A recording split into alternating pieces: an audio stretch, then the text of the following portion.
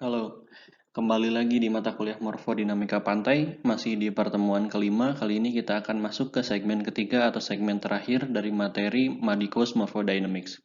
Kali ini kita masih akan membahas mengenai Madikos Morphology, yaitu beberapa morfologi umum yang bisa kita temukan atau yang sangat umum ditemukan, khususnya salah satunya di Indonesia, karena kali ini kita akan membahas mengenai vegetasi mangrove. Mari kita mulai. Sedikit mereview apa yang sudah kita bahas pada dua segmen sebelumnya. Madikos adalah daerah pantai atau daerah pesisir yang tersusun dari muddy sediments atau sedimen berlumpur sebagai major komponen atau sebagai komponen mayornya untuk material penyusunnya. Kemudian apa itu lumpur? Mud atau lumpur adalah campuran dari silt and clay dengan proporsi yang sangat tinggi. Jadi bisa juga ketika ada satu lumpur itu memuat pasir mungkin, tapi dengan proporsi yang sangat rendah. Sehingga proporsi yang dominan atau yang utama memang silt and clay atau lanau dan juga lempung. Kemudian dari segi karakteristik fisiknya sendiri, daerah muddy coast atau kita kenal sebagai mud flats atau tidal flats ini biasanya mempunyai low gradient dalam hal slope atau dalam hal ini adalah kecuramannya sangat rendah atau kemiringannya sangat rendah. Oleh karena itu kenapa kita bisa sebut sebagai suatu dataran.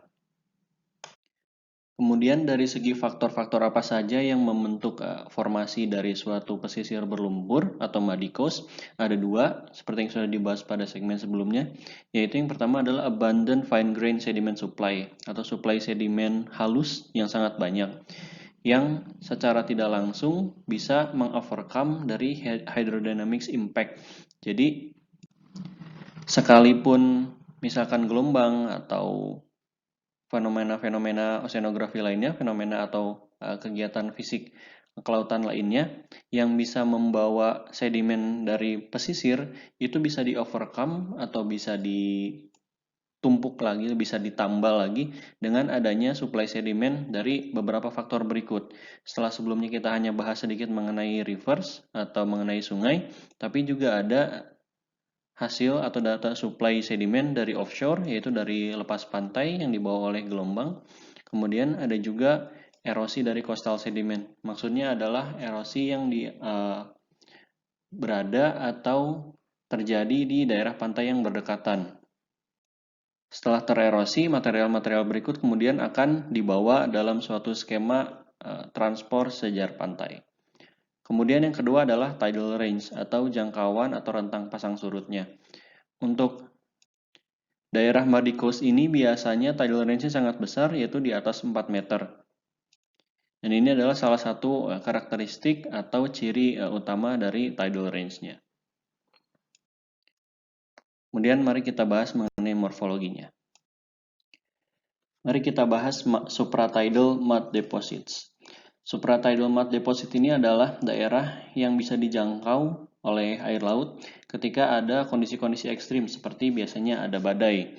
Jadi sebenarnya daerah-daerah supratidal ini tidak sering atau tidak frekuent mengalami atau terpapar akan air laut atau tidak sering terendam lah gampangnya. Jadi memang supratidal ini secara definisi merupakan daerah yang berada di atas dari spring high tide line atau daerah sini dalam diagram. Jadi supratidal mud deposit atau daerah supratidal ini memang hanya terjangkau atau hanya terendam oleh air laut ketika ada kondisi ekstrim, yaitu adanya badai, ada gelombang badai, dan juga ditambah dengan kondisi pasang surut yang sedang tinggi.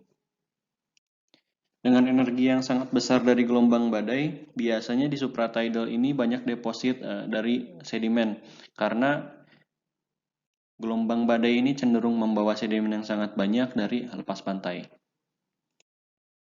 Kemudian selanjutnya adalah mangrove forest atau hutan mangrove.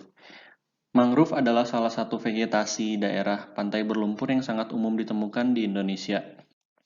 Dan secara karakteristik, mangrove-mangrove ini akan mentrap atau menahan sedimen-sedimen yang lewat hingga akhirnya sangat umum terjadi di daerah-daerah bermangrove ini ada tumpukan-tumpukan atau ada gundukan-gundukan sedimen yang baru. Kemudian tidak jarang juga ada yang membentuk cenderung seperti pulau baru lah. Kemudian hal ini membantu menstabilize atau menstabilkan dari garis pantai suatu daerah, kemudian mengurangi erosi akibat adanya gelombang yang masuk karena jelas mangrove itu bisa sangat mereduksi atau mendisipasi energi dari gelombang, dan juga selain gelombang ada juga arus, kemudian pasang surutnya. Mangrove adalah vegetasi yang sangat umum ditemukan atau sangat spesifik untuk daerah-daerah lintang subtropikal atau daerah tropikal. Karena mangrove ini tidak bisa survive di daerah dengan temperatur yang sangat rendah. Oleh karena itu, kita tidak bisa menemukan mangrove di daerah-daerah dengan lintang menengah hingga ke tinggi. Selain pengaruh fisiknya, seperti yang kita sudah bahas tadi mengenai sedimen, garis pantai, dan lainnya, mangrove juga memiliki peran biologis yang sangat penting, yaitu mangrove itu bisa menjadi carbon storage seperti yang bisa kalian lihat pada slide, bahwa mangrove di Indonesia memiliki peran dalam mengcapture atau menangkap karbon yang ada di udara. Dari segi persentasenya sendiri, ekosistem mangrove di Indonesia itu menangkap 78% karbonnya itu di tanahnya atau di soilnya. Kemudian 20% itu disimpan di living trees-nya atau di batang dan juga daunnya. Kemudian ciri khas yang sangat penting dari mangrove itu dikatakan mirip dengan terumbu karang karena dia disebut sebagai ekosistem engineer karena dia bisa membuat habitat sendiri. Sehingga mangrove ini merupakan salah satu vegetasi yang sangat penting karena berkaitan dengan habitat dari organisme maupun hewan-hewan lainnya yang ada di daerah tersebut. Sekian untuk materi kita kali ini. Terima kasih atas perhatiannya. Wassalamualaikum warahmatullahi wabarakatuh.